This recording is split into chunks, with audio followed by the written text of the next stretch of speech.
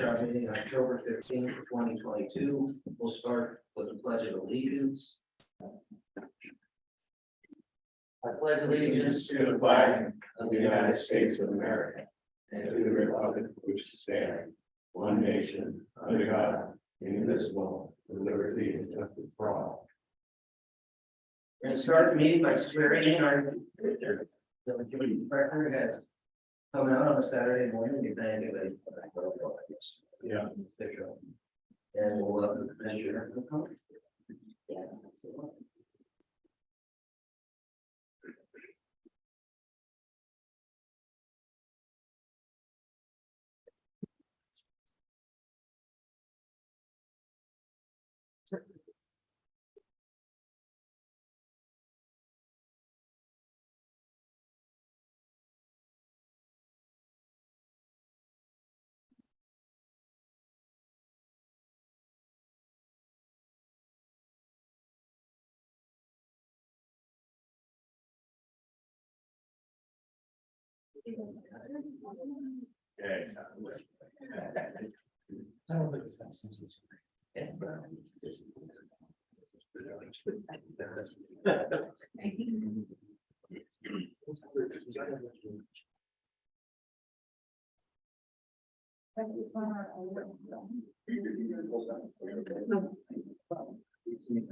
No, I got it once.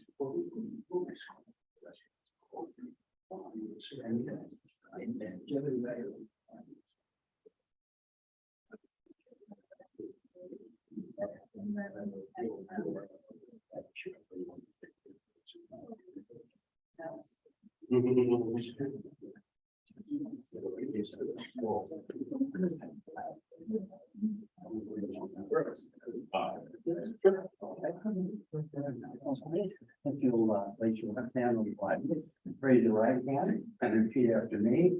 I, and then state your full name, I, Vanessa Manuel Torres, do solemnly swear solemnly swear that I will support, that I will support, obey, obey, and defend and defend the Constitution the Constitution of the United States of the United States and the Constitution and the Constitution of Pennsylvania of Pennsylvania and the ordinances of the Township of Muhlenberg, and the ordinance of the Township of Muhlenberg, and that I will discharge the duties of my office and I will discharge the duties of my office of Township Commissioner of Township Commissioner with fidelity. with fidelity. So help me God. So help me God. Congratulations.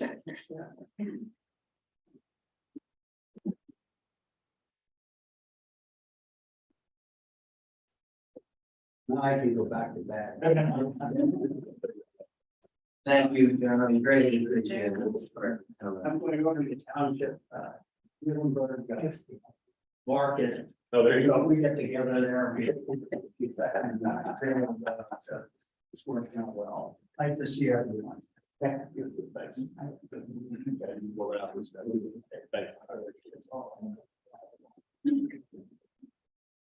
All right, before we start our budget meeting, we do have a personnel matter that requires, so we do have to go into executive session. So we apologize, it should not be longer than 10 minutes. So enjoy some food, and we will be back as soon as we can. So Mr. Bowback and our commissioners go to order. No.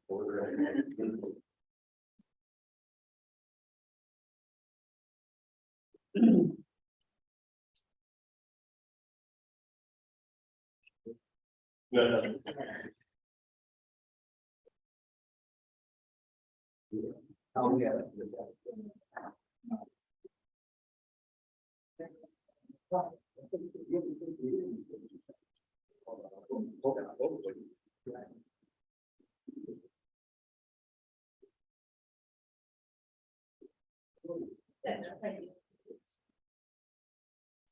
I think those are just notes for reading here.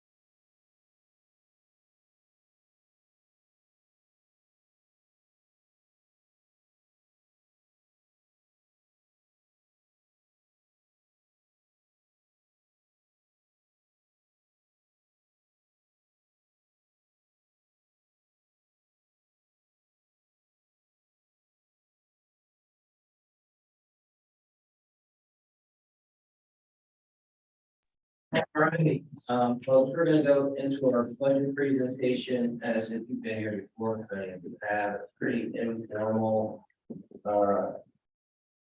meeting, however, there's extremely important decisions that have to happen now, we're actually a little early for us, because we don't really have to do it till November to advertise it, so I'm not sure if all those decisions will be made tonight, and board, obviously, the commission will have to think about some things. But I will turn it over to Dawn Simmons, the Director of Finance, to walk us through where we're at. Good morning. Like Mike said, this is, our budget workshop that we do every year. These numbers are projected budgeted numbers as of September. So there's a lot of information that still needs to be gathered and shored up. So, but as of now, the projected shortfall, operational shortfall is a little over 1.1. Now, the number seems very high, maybe even a little scary, but usually every year when we start this budget process, we end up with, close to $1 million shortfall, 800, 900,000. So it's right in line with where we usually always are at this point in the process. So and again, we still have a whole quarter of information together, so that number could shrink some. I mean, could shrink 200,000 or whatever, but anyways, this is where we're at this point in time. And like Mike said, we really only have presented for the November meeting to have advertised and then approved in December. So decisions don't have to be made tonight. We are early in the process, so anyhow. Okay, moving on.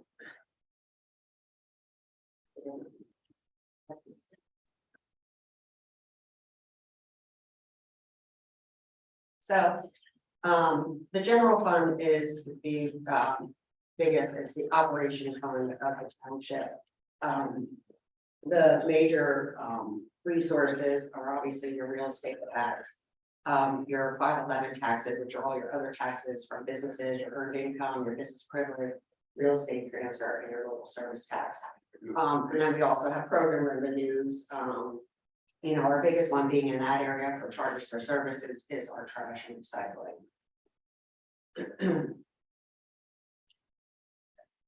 And for the 2003 budget, the revenues increased by 2.3% over last year. And again, that could rise a little bit as we get more numbers in.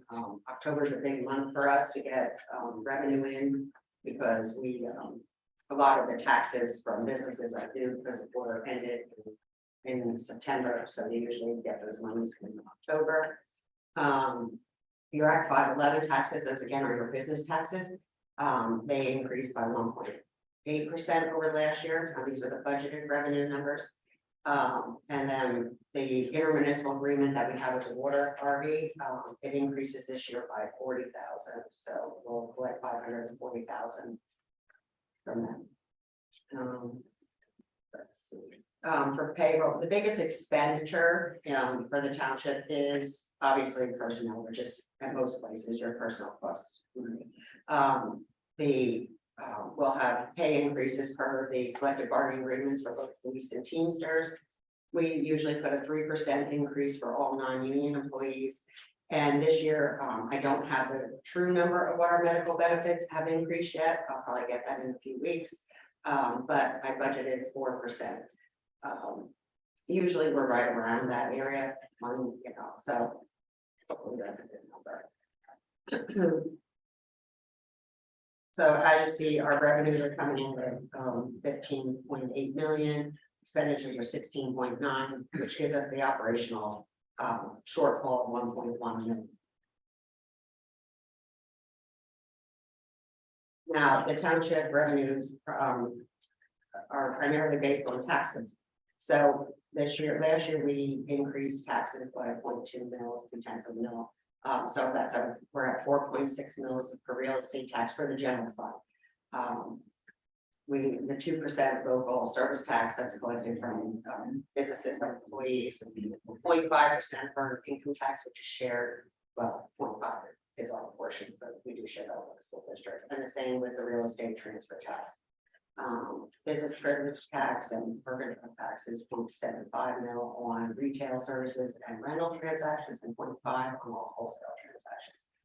So those are our major sources of revenue that come into the general fund.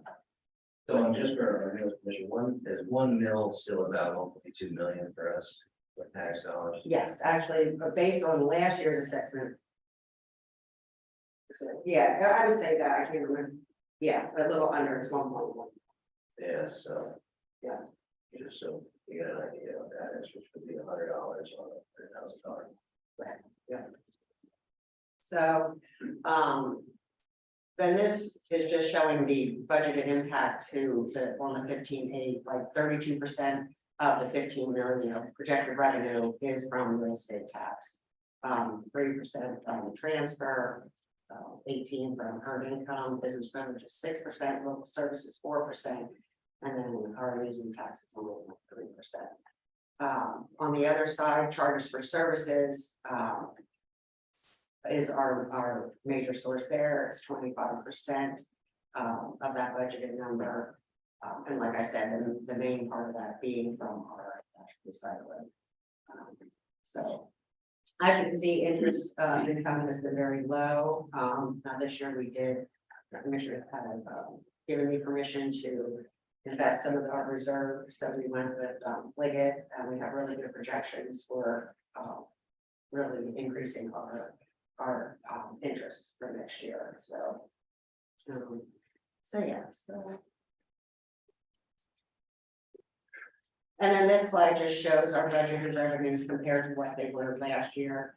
And overall, the increase is 359,000. And again, that probably will grow a little bit. And as I was saying to some of the commissioners, real estate transfer tax has been very good to us over the past few years. However, because it's not a bill tax, as far as we don't have control over, it's obviously what the market does, as in market, and businesses, and we've been very lucky. As a lot of businesses have been buying up businesses, we've had some large transactions. Because right now, as we stand as of October, October, I just looked at it, we're already at, I believe, over $1 million in real estate transfer tax. Except for 2022. 2022. And granted, for 2022, I only budgeted 475. And for 23, I only put in for 480. Because that's one of those numbers that we don't, it's not like we bill it out, we don't have control over it. So I do take the conservative approach because anything can happen in the market and you don't want to be oversized. So, but again, real estate transfer tax has been pretty good for us. So when you see that 1.8, kind of put in perspective that we could have a good year based on the So these are just the revenues by source in a chart, but I do like this chart, and I didn't add 2022. Because just not having all the numbers and I'm pretty good projected. But if you look at the chart, there's very little fluctuation in our revenue. Property tax, although we increase property tax, that's still what we collect, real estate transfer, you see a little bit going up and down. This year you would see a really shoot up, but that's another reason, if you look at it, why you don't want to budget that much higher, because it does go down, up, down. It's kind of a moving target. So it's kind of then you have your earned income tax that has been slowly increasing in 2021 and 2022. I'm hoping we collect more than that was projected. But as you see, and the charges for services, again, mostly trash and intergovernmental, you do see a spike in 2021, but that was because we got the CARES money, the early ARP money. So, but other than that, there's not much fluctuation in between. And then this just is the real estate tax revenue chart. I did put in 2022 for this one just to see where we're at. And obviously, and it shows that we're 200,000 ahead, but we did raise the taxes 0.2. 2/10 of a mil, so right there's your 200,000, so we are right on target. We usually collect, we have good collections in our real estate taxes, we usually are at like 98%, which is very good, so. And then, this is our dollar bill, just to illustrate the portion of your tax dollar that actually goes to the township. You know, a lot of people think, oh, you know, the taxes are high. However, the majority of it is school district, then you have the county, and you have our piece, and here's the impact of what $100,000 is. You know, for what your township tax is on $100,000, you're only paying 530. But that's 5.3, and this is our total tax. This 5.3 is including fire. So.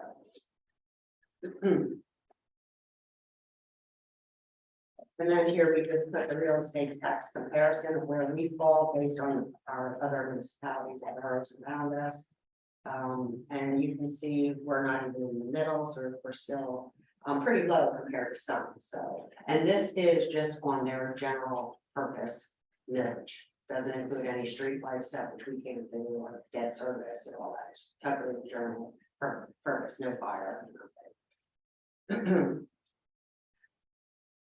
then like Mike said, this is what, if we would increase by 1/10 of a mil, how much more income it would generate for the township.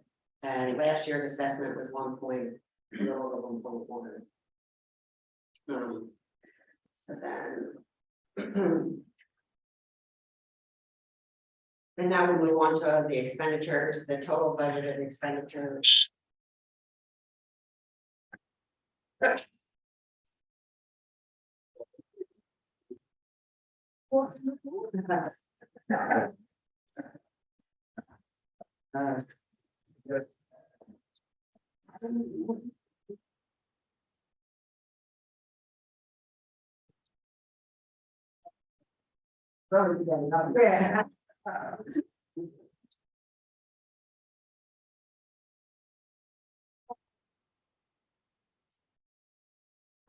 Can I move my? Sure. I'll let Joe get one there. I'm gonna use that one, so. But no. Usually I'm much louder. Don't, is the assessed value stay flat or be seen, I mean, is that increased a little bit? Yeah, I don't know. That's like It actually went down from. Yeah. Yeah, and I know a lot of, you know, with all the assessments, you very seldom see them go up.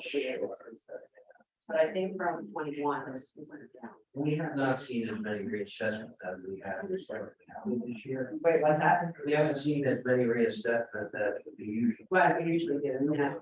They weren't real number. Right, we were. I think, actually, I just processed a refund for excise. They reassess, so.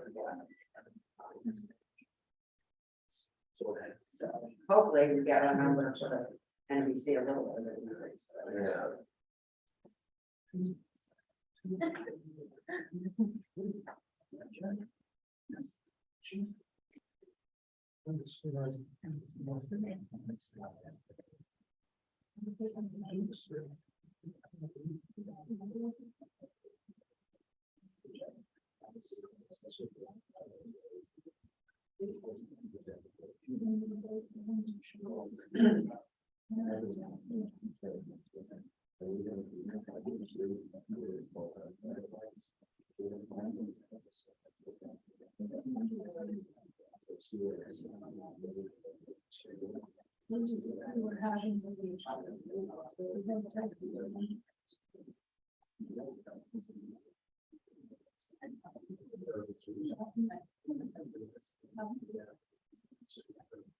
Yeah.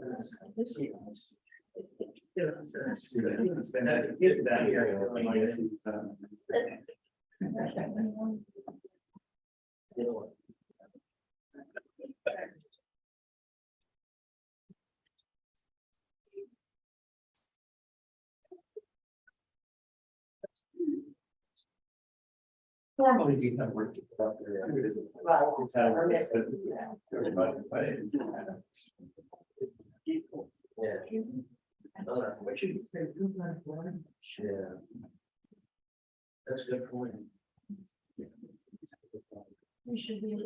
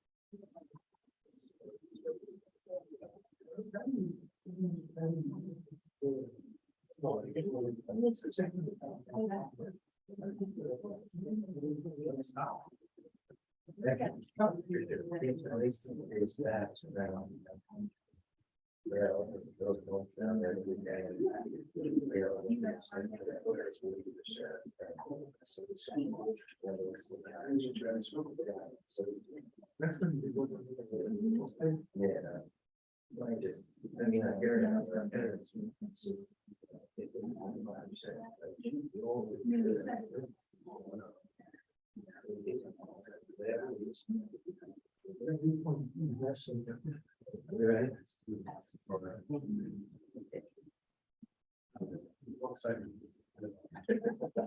We good now? I'm safe and sound. Yes. Go ahead. So, as I was saying, the budgeted expenditures are almost 17 million for 2023. 64% of that number comes from our personnel cost. Like I said, the budget includes a 3% increase for non-union employees, 2.8% increase for Teamster wages, that's for their collective bargaining agreement. Police are getting 4% this year per their agreement. I budgeted a 4% increase in healthcare. And I did put in for one new police officer, however, I think that was a miscommunication on my part. I don't believe that's needed, so that can, I mean, unless you want to hire another one, but it's not a needed position as far as to replace somebody who staff everywhere. Non-personnel costs, the department operating expenses are 27% of that number. We have 1.2 million of debt service for 2023, which is consistent with every year. And again, this 16.9 million does not include any transfers or capital purchases. So on the 1.1 million, then projected deficit, so that should we take $138,000 out of that? Yeah. So really.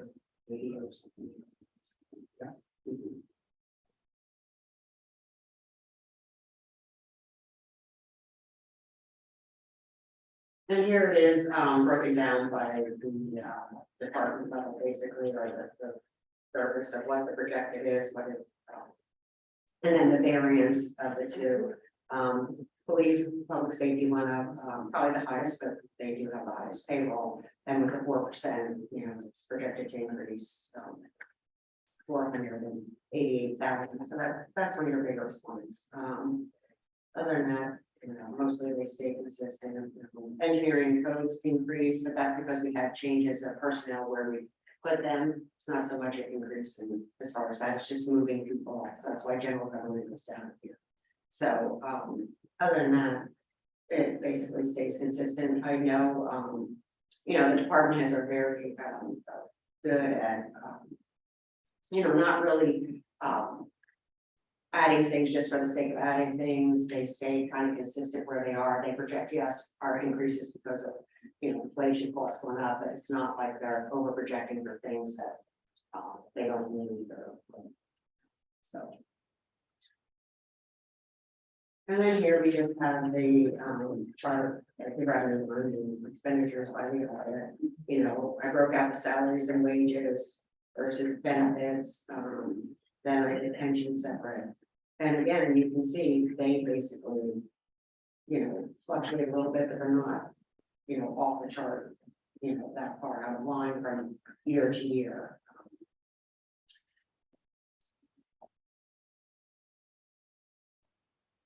And then this is just our full-time employees, where we're in 2019 to where we're projected to be, where we currently are. And again, the police will go down, so it'll probably be at 69 if I, because that new officer is in there for 34. And I believe that's the only position that was put into the budget that was new, so.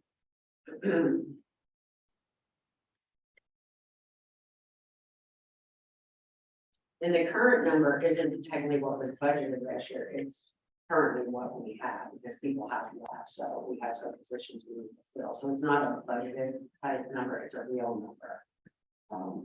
Where if we fill these positions, we'll be up to 60 million in 2023. So, Joe, Lieutenant, do we start, look, Officer Yemenez, he was in the rural detectives, right? Yeah. So we will replace him with another detective or how's that process work? Just, We gotta go through the civil service process Okay. to promote. We'll have to start that from scratch because we don't have an active list. okay, So that could take a little time. We do have a temporary transfer criminal investigator that's helping out right now. So we're in good shape as far as handling cases. But to promote that position, we'll obviously be promoting from patrol, which will create a vacancy in patrol. Hire. okay. Yeah, thank you. And then this slide just breaks down the fund balance. We have committed funds that the Board of Commissioners did many years ago. We have a budget stabilization of 3 million and an emergency reserve for 500,000. And that number has been consistent for many years. So then the unassigned balances that the Board of Commissioners can choose to spend it on whatever they would like. They're not restricted by anything. And for our 2021 unassigned fund balance was 5.4 million, almost 5.5. And what is that now? What's that? What is that now? Well, that was our beginning balance in 2022. So 2022 isn't over. We still have an excess of over 2 million right now in the general fund going into our September statements, I'm sorry. However, we have 1.2 in debt and we have the pension that we'll have to pay out, which is we did get almost 500,000 from the state to offset that. So we have some big ticketed items. So yeah, so but then we have payroll for the rest of the year. So right now we're in decent shape, but this is when our things start to become due. Our higher ticket November is our debt service month to pay for our debt. So if your gut, don't say projected out, it probably, we won't have to dip into that to pay bills. So this is 20. I don't think we will. That helps. Which is a lot. And if we would, it wouldn't be, I don't project it to be a significant. And a large part of that is because of the revenue increase, too, also, right, on the real estate transfer line and stuff that we did. Right, we didn't project, right, so. So then we come to the slide on allocating, I mean, how we're going to balance the budget. And obviously, you know, we were limited to what we can do. You know, and as you've seen from the staffing side of things, it's not like we're overstaffed, we've been consistent. You know, our expenses, operating expenses have been consistent, our departments do very well and you know, usually staying even under budget. And that's what I was looking at in our 2021. I don't know if the commissioners had a chance to look at our audited financial statement. But out of the 16, we budgeted a little over 16 million in expenditures last year. And they came in, you know, 15.8. So they are under, so which is a good thing. And we've consistently been under. So it's close, but you know, it's still. Bill, I know you said that just for the public, the donations, the library and all that is consistent in this. Yes, I didn't change any of that, still the 65,000 and the matching is still in there, yeah. So the board has to decide how they want to proceed, and again, it don't have to be today, but these are the options that they go to balance the budget. And as, again, we have 5.7 million in reserve that can be used to balance the budget. And like Mike says, we don't necessarily have to dip into it, it's just to balance the budget. It's not saying we're going to spend 1.1 million because it's just to make, we have to balance the budget. They can also do it by a property tax increase. Obviously, I mean, one bill would give us the 1 million deficit, but even if they raise it a little, it shrinks it down, but it helps, obviously. And then, like I said, now that I realize that we're speaking different languages, we can eliminate the new police officer if they choose, and that would bring it down to 140, 70 down 900. Well, Dawn, I think before we get into the fire general fund, let's just get, and obviously, Commissioner McGraw has, I'm sure I have questions and offline, but just so the board's clear, for me, particularly for my vote, will be not to raise general fund millage this year. I just to get it out on the table, as I mentioned to my fellow commissioners to my right, 8.5% inflation, cost of fuel, bacon and eggs. We raised millage last year. We got 5 million in the bank. I just think we need to give people a little bit of a break this year. I know we always talk about doing it a little bit by little bit, but heck, now, that little bit, you kind of go to the gas tank. We have a lot of properties that I think will help that are going to be closed on over my neck of the woods. Will give us some more additional real estate tax. I can't wait to stop. So, 7 every morning. But I just wanted to be clear to you my direction. Obviously my colleagues talking about it. I just feel that maybe next year the stuff's a little better, and we can if we have to do it, we have to do it, but we're doing so well right now. I put it on the back of our community and further. So just my thoughts. I don't know if the commissioner have any thoughts on the general fund.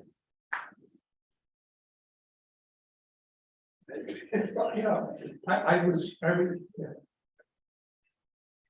was coming in here thinking that I was going to look at some 0.1, 0.2 mils for the general fund. And looking at fire, and we're talking about that now, but I think we have to really consider, I mean, we're going to be going with paid firefighters. There's saver grants, which would save us money initially. But I think what we have to do with the fire budget, and there really isn't a lot in that budget. You look at where the money's going, there really isn't a lot of extra fat. And I think we have to look ahead and plan for spending more money in the fire. Whether we do that 3 years by a 0.3 mil increase, or now maybe a 0.1, 0.2, and gradually get into that. I mean, look at the other fire departments that are paid, and they're a lot more than 0.6 mils that carries the weight there. I can agree with you. I know that Dawn's very conservative when she's looking at her budget, and yeah, things might pan out. I always look at that $400,000 transfer tax, because it was 200,000 that's years ago, and then it had 400,000. Who knows? It could be 200,000 next year. We have the new residential area in Riverview Park, which is going to be an increase in monies. I can agree with you, Mike, with that. I think with the fire, I think I'll have to argue a little bit more. That's my opinion. I was coming in here thinking we were going to go maybe 0.2, 0.3 general, 0.2 fire. That was just, my feelings, and I'll pass that on to Commissioner Lurch. Yeah, Commissioner Wilbur, I was kind of coming in here today thinking the same thing as you. I was really thinking we're probably gonna have to do some kind of increase for the general fund budget. You know, like Commissioner Malinowski pointed out, I think we're all in tune to the fact that, you know, economic projections are not good for the coming year. I mean, we're all aware of what's going on at the pumps. We don't know what's going to happen overseas. You know, there's just a lot of pressure on everybody, and that's not just the general public. I mean, that includes businesses. Businesses are really starting to feel the pinch too. Some of my concern with the real estate transfer taxes are, you know, we've been very fortunate. We did see a lot of high profile transfers, which my comment to Commissioner Malinowski was, I don't think that we're going to see those types of sales again, at least not in the immediate future. And I know that the housing market is kind of cooling off as interest rates go up. Now we do have some new homes coming in, and Mike, that's a great point. You know, that we do have some higher priced homes being built out past Jim Diedrich. And you know, so some of those are already earmarked, and that would be an influx for us. But you know, I think Mike makes a good argument. You know, that, and this is just strictly speaking on the general fund. I know we still have to cover fire. But you know, we do have some reserves. We've been very judicial with it. I know I've argued over the years about very small incremental increases in the property taxes, so that you know, when you get to these points that you do have deficit, that you don't have to look at such a high increase. And I also get concerned about dipping into reserves, but reserves are good. We've been making money. So yeah, Mike, I think I will.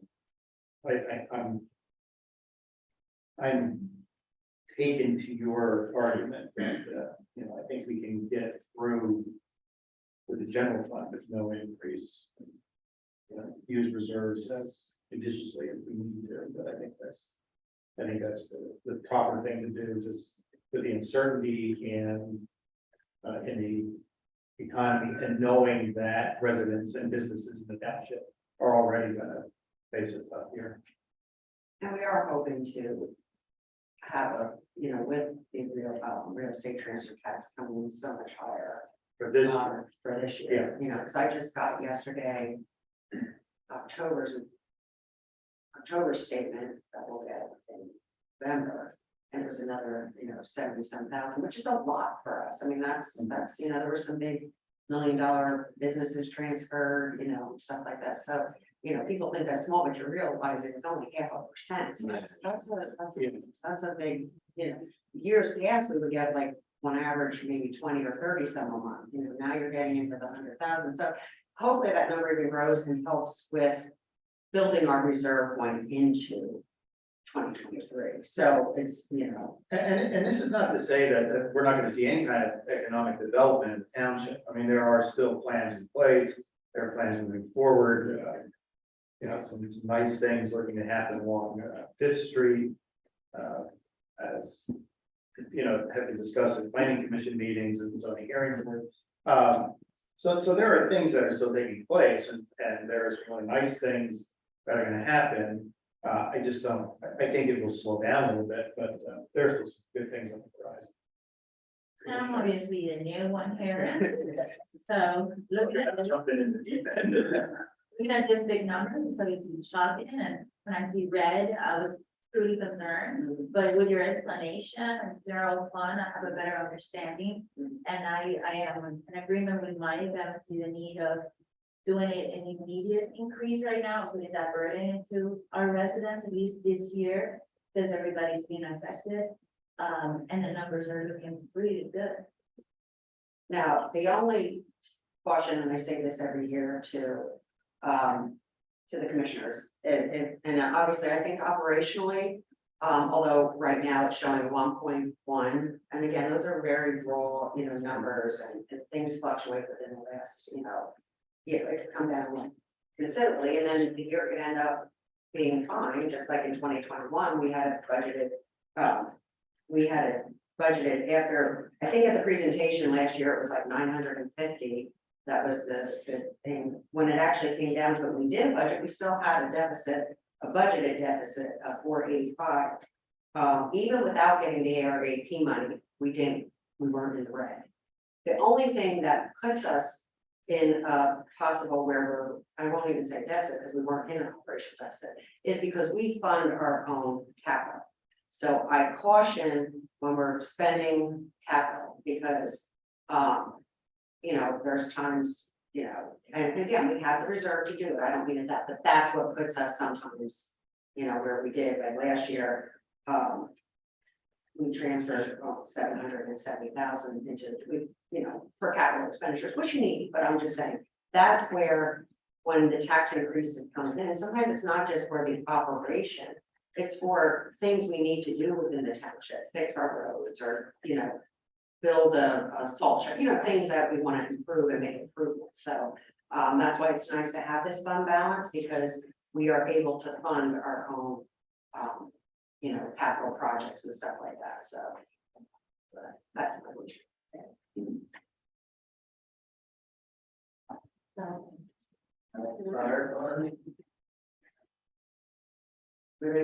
Sure. And this slide was just showing what the a mill increase would do, and taking out that police officer takes us down to 980. And again, it's probably going to change over time. So they already gave their thoughts on the tax bills. Okay. The fire fund is used to cover the tax assessed for the purpose of purchasing, maintaining, and operating the Muhlenberg Township and fire rescue.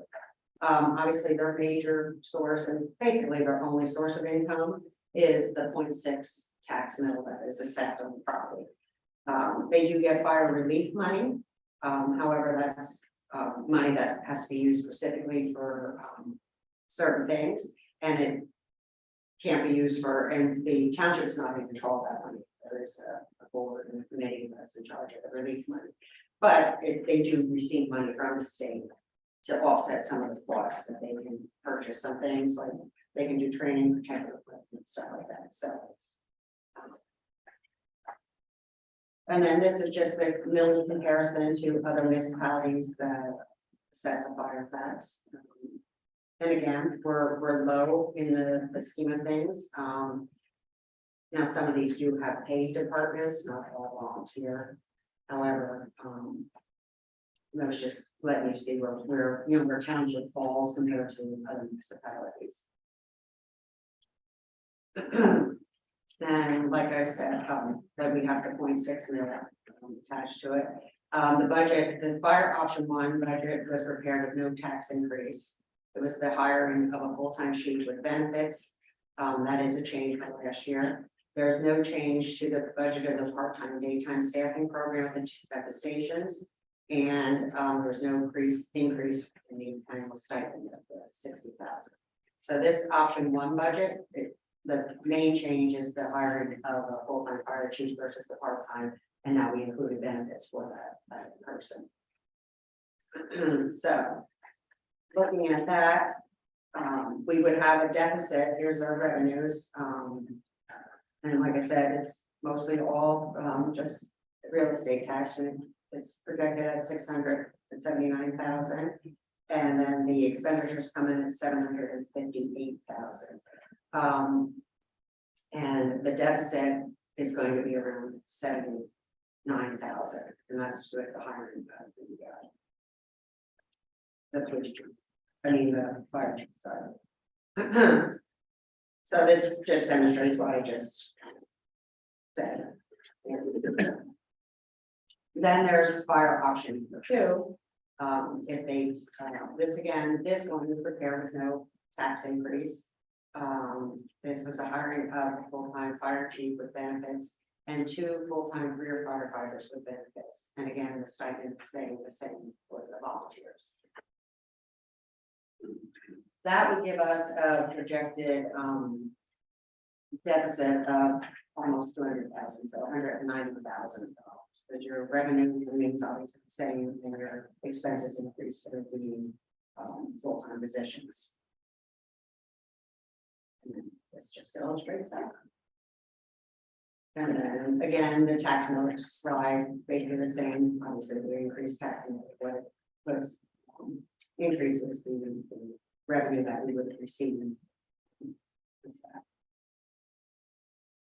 And then to balance option one, if we just stay with the chief and keep it as everything else.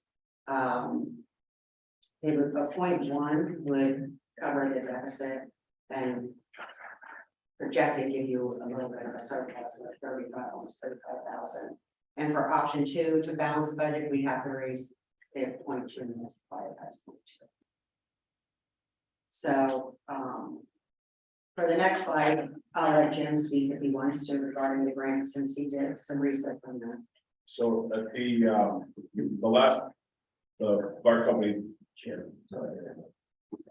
The last fire company board of directors meeting that I attended, Chief Moyer talked about applying for grants to be able to fund the full-time employees, and did a little bit of research into that. Safer grants are available from FEMA. They are 3-year terms. They'll cover the cost of new and additional firefighters. There is no match anymore. There used to be a match or a percentage that that was covered. You know, it was progressively less as time went on. Just a time frame here, for example, when the grant opened in 2022 of this year, it opened on the 3rd of January. The deadline for application was a month later, so it's pretty tight. It's a very tight timeline for in terms of grant applications, and the award deadline was May 31st. Just a couple other bits of information. And the grant can only fund full-time 2,080 hour a year employees. They're operational positions only, so they can't be an administrative type position. And there's a couple of ineligible costs there, including training equipment and overtime. So the other piece of information that has changed with this safer grant from years gone by is that there is no obligation to maintain those employees after that 3-year term. It used to be the case. It isn't the case, at least for the 2022 grant round. Yeah. Chief, the city of Reading's got a silver sign, right? One time in the last 5 years. Has any other local municipality got a work grant? Exeter has done paper for volunteer service. They've done it for the stipend side of their program. So there is different levels of safer. So you'd have to look into how you want to apply. You can apply, you know, the biggest thing when you apply for safer is that you have to, they're looking for you to meet the NFPA regulations for staffing, turnout, and those numbers are drastically higher than what we provide. If that makes sense. Sure. So putting together the grant application itself and how we would staff and your turnout times and everything have to meet what their goals are to have a shot at getting it. So it's a little more complicated than just, hey, we want to hire 2 people and we want you guys to staff it. Sure, no, I thank you, that helps. Yeah. Just my opening comments, just so everyone is aware that we went through a police chief interview process for the last several weeks and are wrapping that up. And our next step will be then to concentrate on a full-time fire chief position, which we'll talk about on Monday. That we needed to get the police chief interviews taken, which is a long and extensive process to get in one schedule, because we do have other jobs most of us, so I wish you hired. So, but here's my, I mean, I'm obviously I'm in favor of the local that the hire full-time chief. And the budget for some level of paid firefighters, if it's 2 or 3. And I understand that requires funding and money. But here's my thoughts, and I know I'm going to be the minority, is until we bring the full-time chief on and we understand the needs and the funding and what it will really cost, that we pay for it out of our reserve until we know what the appropriate millage is.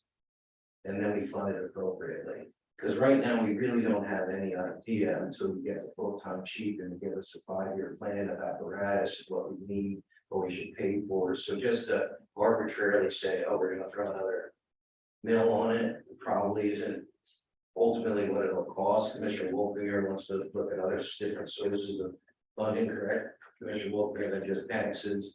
So I think there's a lot in there, but my other point is raising millage. I mean, residents don't care what the dollar, you know, the $100 they got to pay extra is going towards.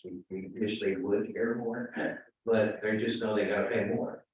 And to have them not pay more to ultimately understand what the cost of paid and volunteer fire services are, if we want to get our local volunteers are part of this process, then I say we just have to, you know, meet that difference in that balance, since we understand it really is costs us, you know, 1 mil to run a paid and volunteer fire services. So I think that's, and I don't want to shortcome us on the budget, not to do it the right way. Like if it is more than that, I just think I'd rather understand what the ultimate cost is and then fund it next year with the millage the right way than just arbitrarily raise it just because we know it's going to be short. So I know I'm probably not there, but I think that I'd rather actually know and let you know, the new chief tell us what they need and how to man it than to just say, okay, let's just raise the bill because we need to raise the bill. Just my opinion. Go ahead. No, I was going to just give my thoughts on that. Sure. And I do agree, it seems like a very good approach because we don't know what it's gonna cost. However, for the past 3 years, we've had a deficit. So we already have a deficit going into it. So regardless of what it's gonna cost us, but then to Mike's thing, if you're willing to raise it, that whole mill or whatever, you choose to raise it. But just know, besides all these projected numbers, we are deficit in the fire fund every year. So, and the general fund is already compensating for that. It's not a huge dollar, not saying, you know, anything like that, but we're already at a deficit, even if status quo how it is now, without even having to pay. So that's my only comment. But other one, I do believe, like Mike said, we really don't know what it's cost, and you know, we don't really need to piecemeal it now because we do have some reserve to cover that. And maybe it is best to wait to see and Don't agree with you twice. Absolutely punted on that. Partial. those are part. It's not like. It's good to have all the facts, but you know, we do have a nice healthy reserve. The deficit going in from the fire company is not huge. You know, if it is a big number, maybe I'd have a different opinion. But, you know, why raise it a point mil now, you know, and like I said, you know, people are struggling with other things. Where we still are ultimately going to have to raise it.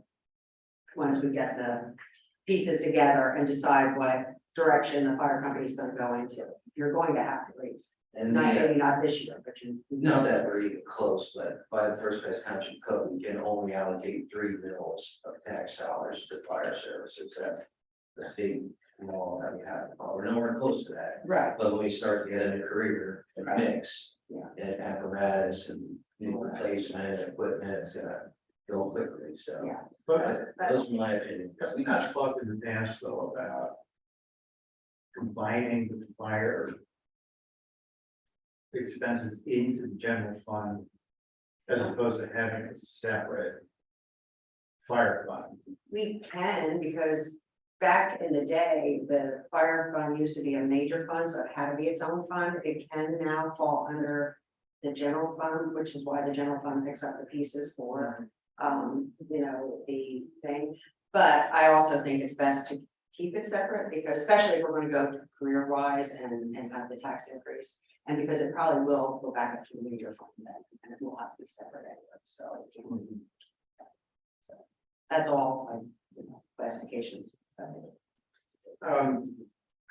I could start with a question, to look at option 2.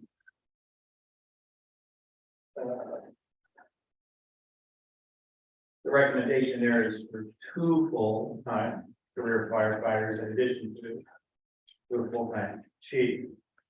But what is was two the right number? I thought like the minimum we were looking at had to be somewhere around 4. So to Mike's point, we don't know what that minimum is, we Yeah. don't know what we need. That 2 full-time employees fit very closely to within the budget for the part-time paid driver program that we already had. Which is why I think 2 had the least amount of impact to the overall fire budget. Based on those, the part-time paid driver wages that we already had in place. Okay. So thank you for that. Chief, thank you for being here. Just from a logistical standpoint, though, to have 2 full-time firefighters. We're looking at then covering daytime hours, just theoretically, just. If this was approved right now, we say, okay, we're gonna move forward with having 2 full-time drivers. So we're looking at 8 hours a day, Monday through Friday, to get those kind of 40 hours to fill in some of the gaps where we're not seeing. Our responses, Right. you know, in the volunteer, and that's not to say that the volunteers are not responding, it's just to say that, you know, that's a time of day when they, you know, most likely are unable to respond to work commitments or something. Yeah, I think ultimately those are the conversations that need to be had. Yeah, Not just with me as we are kind of in the room here, but understood. with whoever comes in. I mean, my recommendation at this point would be if we're fortunate enough to get that, I will put those 2 people on together for safety concerns. Right. I will put them on together, and I would probably look to do a 12-hour day from 6 a.m. to 6 p.m. I think that would cover us better than 8 a.m. to, 6 p.m. Or however we were gonna do that. Because ultimately, when you look at firefighters, full-time hours under FSLA, we can tweak those hours. A 40-hour work week is not the standard. If that makes sense. It does, thank you. I'm just, and the only reason I guess this questions is because as I contemplate whether or not that's the decision to make. It's like, if you bring 2 on. Are they effective? Are you putting them into a situation where it's dangerous because you only have 2 as opposed to, and we don't know exactly what the right number is, so. Yeah, I think in my That's why mind. we should probably have those conversations. Yeah, I mean, we can't really get down to the nitty-gritty of it, but. Ultimately, I think the safest option would be to go with where I agree with you, Commissioner, 4 would be the magic number there. If you put the 2 guys together at our 2 main stations, that would be the best case scenario. But obviously, expenditures are gonna drive that as well. Yeah, and I don't know that we're in a position to go forward just yet, again, because we don't have all that data. And I'm gonna just pull numbers. I know we've talked about numbers before. And I know from a budgetary standpoint, we're kind of looking to say, okay, here's what we're already spending in stipends, so. What kind of coverage, I just also look at where we've had trouble. Having volunteers respond. Right, and again, that's not an implication that volunteers are not willingly coming out, it's just the reality of when we're seeing response time. I thank you to you. But let me just say, we don't have to reinvent the wheel. I mean, there's another department that did this. They started out with 2, they have 6 currently, but in the budget, I think you can't forget the volunteers, with the incentive. You can't just hand things away. We will need volunteers in our fire department. And I don't want to lose volunteers, because 2, 3, 4, 6 paid firefighters are not going to do the job. We're going to need the volunteers. So when we look at our budget, the fire budget, we have to include some of those incentives for the volunteers.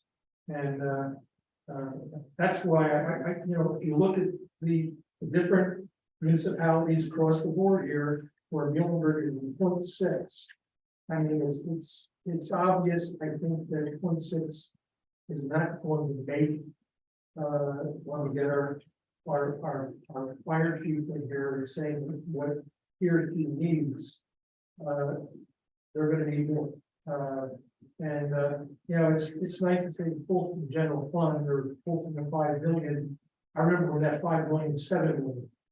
You know, I always liked the idea when I look at my bank accounts that I have something to pull back on. And if we pull from the 5 million, then we got 4 million, then we got 3 million. You know, I think it's an obvious thing that the 0.6 fire tax isn't enough.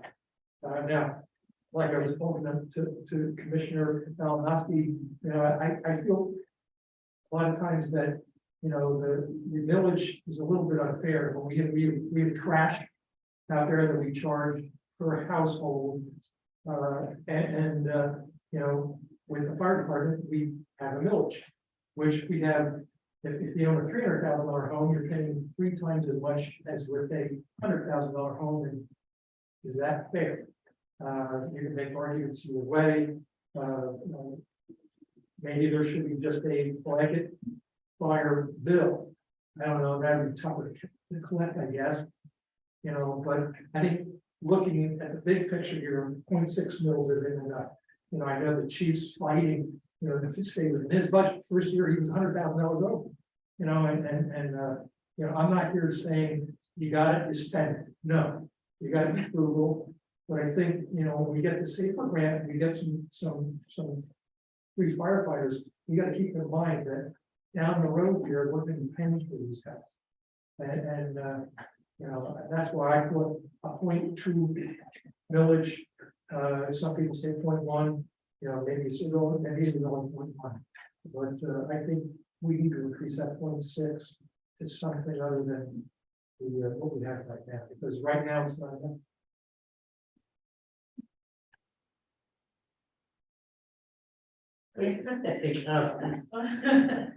Tough situation because you all have a valid point.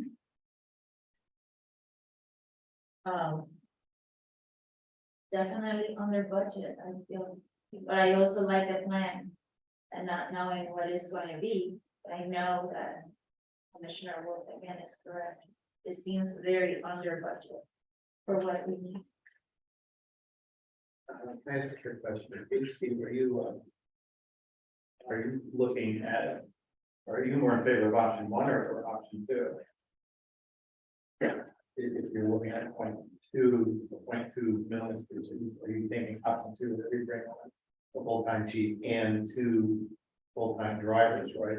I think we could bring on 2 or we could bring on 3.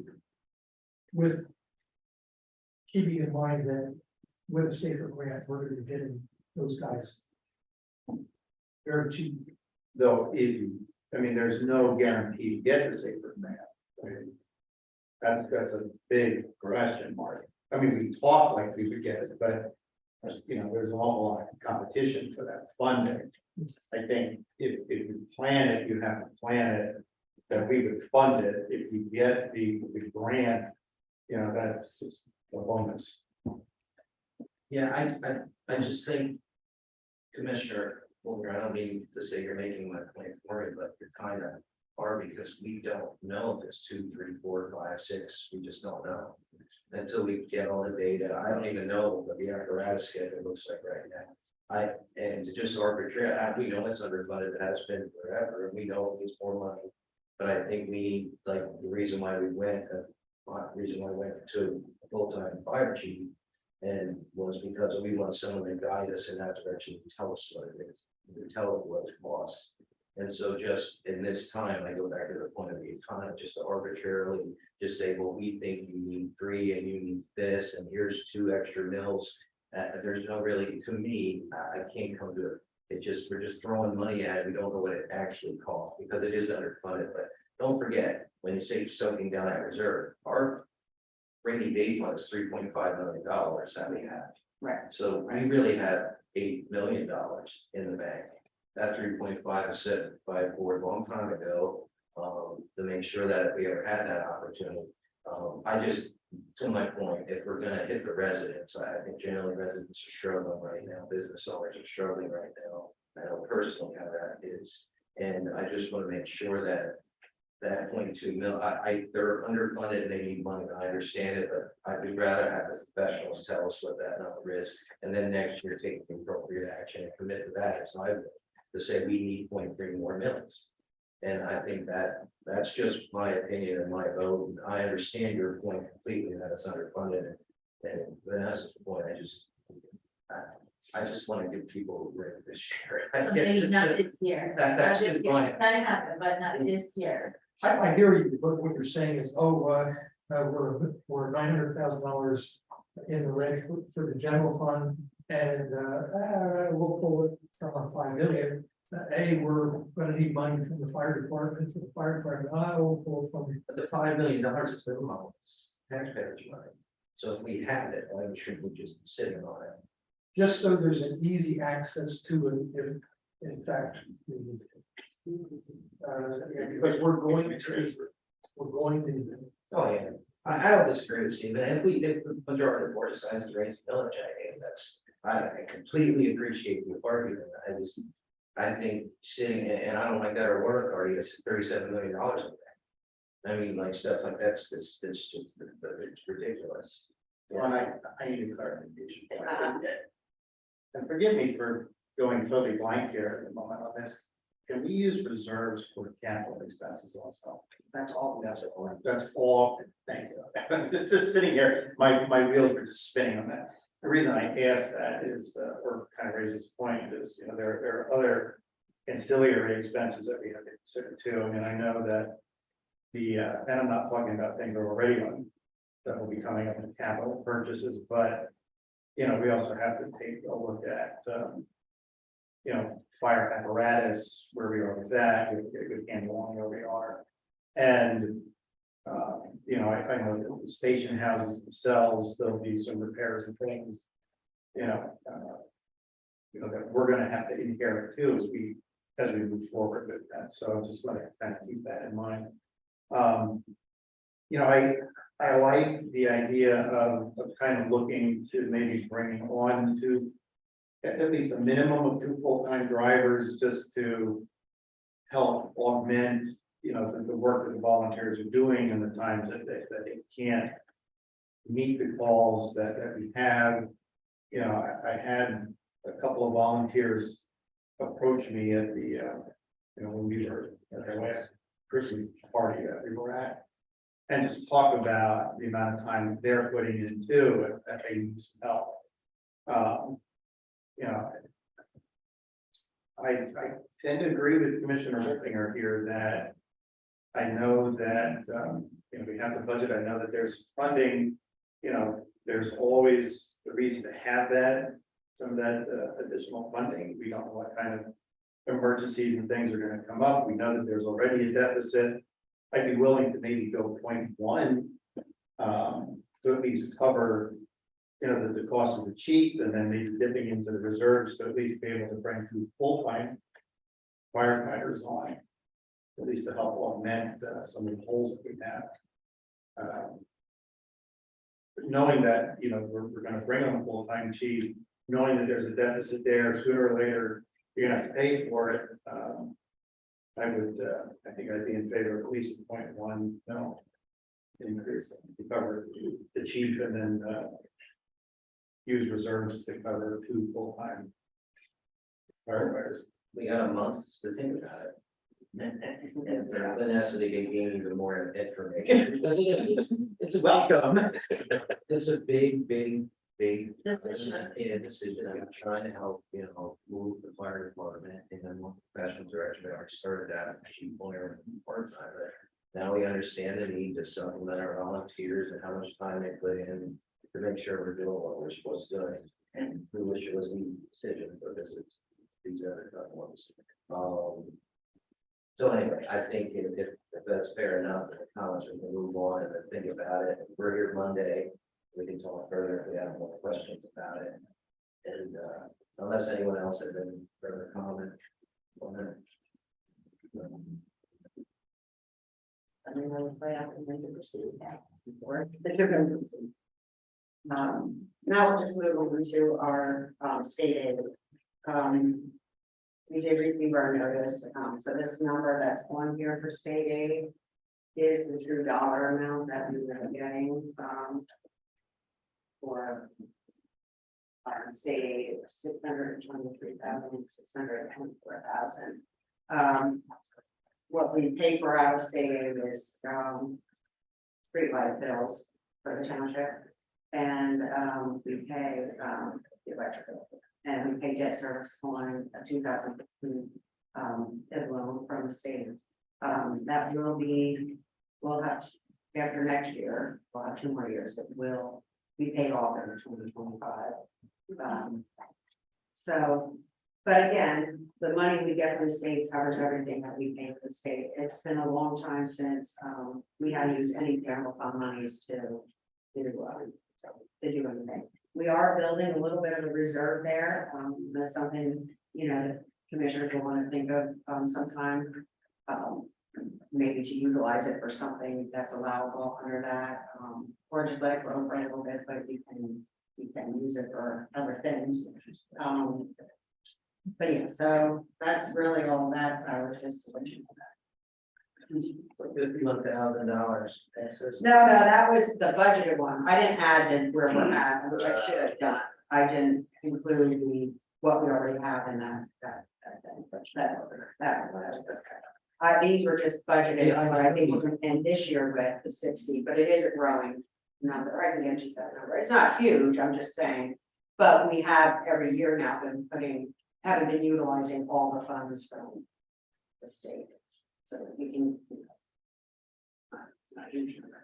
But we are, and Jeremy's not here, but we are in the process of paving roads. We've done a lot. And I know that there's a whole section over at the Hill area that's slated to be done this year. They will. So Yeah, the state aid, look from the liquid fuels perspective, doesn't come from repaving a road. It comes from new construction of a road and taking dedication of said road. So the new roads that are being built over at Rivercrest and phase 2 and the old roads that were dedicated in phase 1, those are not included on this list. We've submitted all of that data to PennDOT. We went through about 2 years ago and we cleaned up all of our liquid fuels maps and went through the process of updating all of them. So we're adding 2.5 or 3 miles worth of roads to this liquid fuels list that has not been updated by PennDOT yet. That's the ball is in their court now at this point. So the liquid fuels money is only for new roads constructed to PennDOT standards and then dedicated to the township. thanks for that.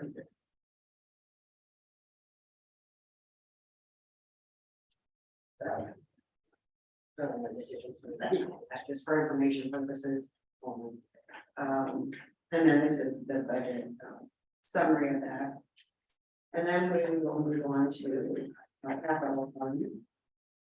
And again, over the past few years, I am required for auditing purposes to, you're required to adopt a capital budget.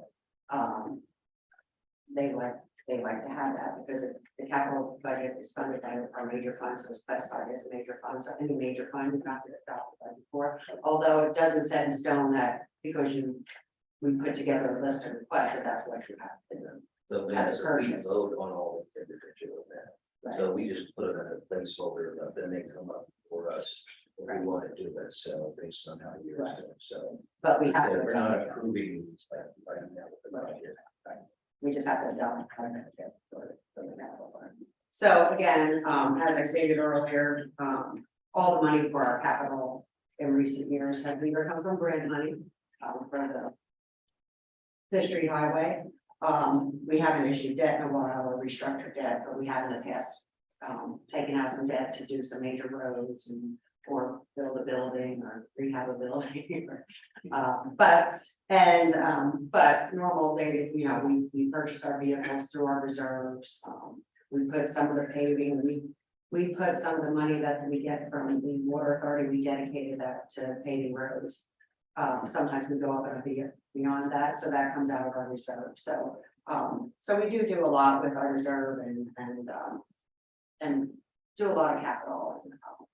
So we're, let's see, so, yeah, so, oh, and just a note to the capital. When we're thinking about the deficit we have and without it covering the transfers. The Fishery Highway project is almost complete, correct? From the grant expense No, no, perspective, it is, project in whole, yeah, correct? Yeah.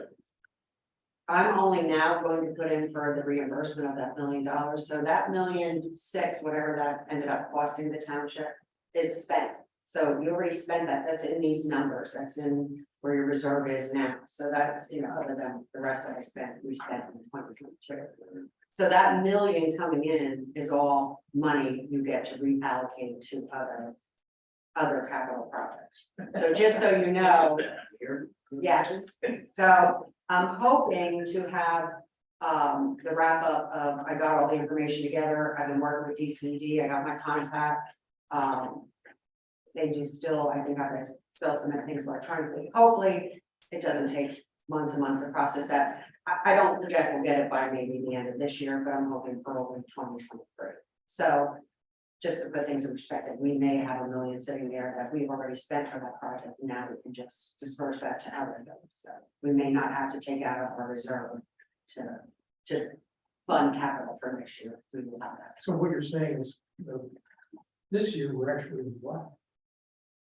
I mean, for 2022, considering if we remove that $1 million that we spent, that we get back. Right. But because it's such a revolving door, that's why I like to explain things, because it's, sometimes a little difficult to understand, like we do have this money, it's reimbursement for what we already spent, but what I'm trying to say is you may not have to allocate another $1 million of reserves when we get that in, because we already spent 1.6 on the project, so. That's.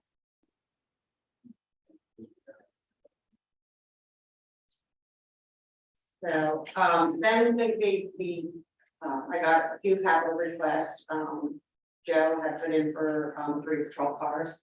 The estimated cost of about 180. No, I'm sorry. Okay. Yeah, you just told us forget it, really, but I'm excited here. You just hear me out to Commissioner Wolfen's point. We just, since we already spent that, we're already in the black, $5 million of the balance, but we put that $1 million directly, specifically for the fire fund, so we figure out what we're doing. Well, you could.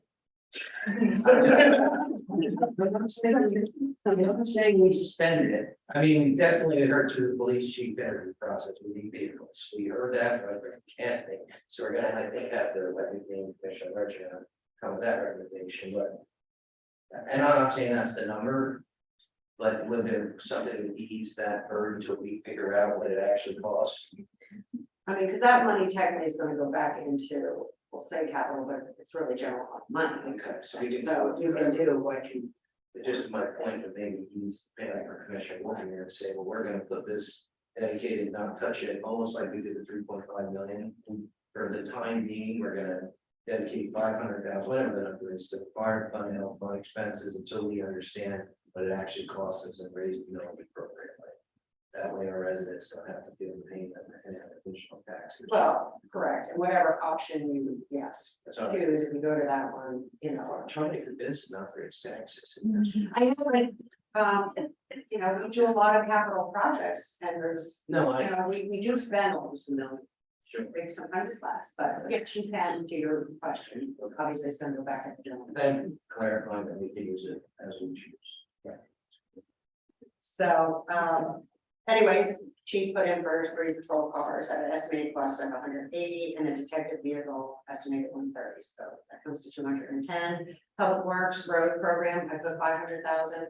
We tend to sometimes spend a little more, sometimes right at that, it depends if they add a few roads or whatever they decide to do, but we do dedicate and technically I probably should have put that to 540,000, since that's what we're going to be getting from the water authority next year, so. And then we have our Joey's equipment replacement program estimated about 440. So Public work, we've done some purchases for public works, but Jeremy hasn't come in with the vision. trucks or No, because I guess mowers, or I know we he was looking into a mower, however, I forget what the price was, I mean, it was, doesn't really that significant, and he could probably bring that request before the board. He just didn't have the number at the time, and he wasn't, so. We just put the road program in, but he didn't want any real major, like any dump trucks and big trucks and whatever. I guess because we're getting them from, Locally. right. thank you. And again, this capital budget does include, I can read, sorry. It includes, we did get the recycling grant for almost 350,000, so that's what's gonna buy some of Jeremy's equipment, totes. Trucks, so, yeah, so.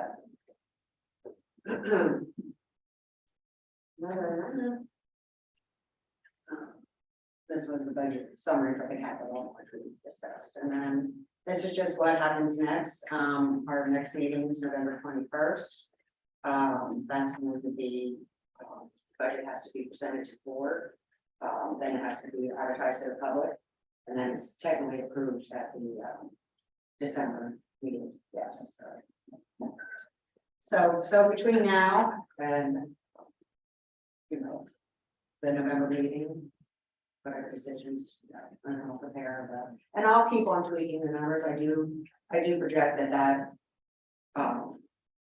1 million is going to be lower. We already know it's lowered by police officers, so so as numbers come in and everything, I'll tweak them and refine them. Like I said, last year, till it was all said and done, from our budget number, it was down 200 and some thousand, so yeah. Thank you. Does any member of the public or new like Director of Life Burden wants to introduce yourself? When you're up now. You can ask for $1 million too. You can ask their names. My name's Christy Brown. I am coming to Muhlenberg with 10 years of experience. Another Berks County Library, although it's a little smaller. So I've been there about a month trying to get acclimated. And if you're willing to give us $1 million, we're completely on board with that. So we're talking about looking at some personnel and trying to, keep up with everything. So we appreciate everything you're giving to us. Nice to meet you all. Thank you. Thank you. I do want to clarify, I'm sorry. I kind of missed it. When you said is the 1 point, is it in that 5 million, not all of it, whatever we spent this year is not in that 5 million. But we're still going to get dollars, and a lot of it was spent prior to. But I want to make sure we did have expenses in 2022, and this 5 million was only the beginning. This was technically 2020, fund balance going into 2022. Not including the 3.1. Just wanted to clarify. Thank you. Anybody else, anyone in the public have anything, anyone on the board?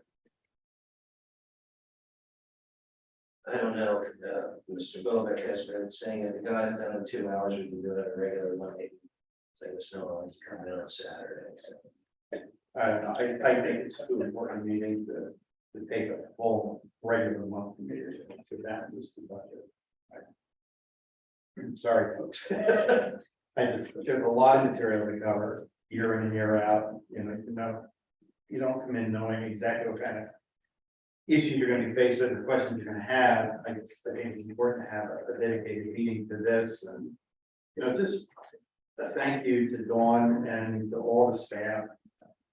My behalf here, because when I read in the paper and talk to some of our fellow elected officials, budget time in some of our surrounding townships and boroughs and city, it's just a heck of a process. But we come in here, I don't think there are any real surprises year after year.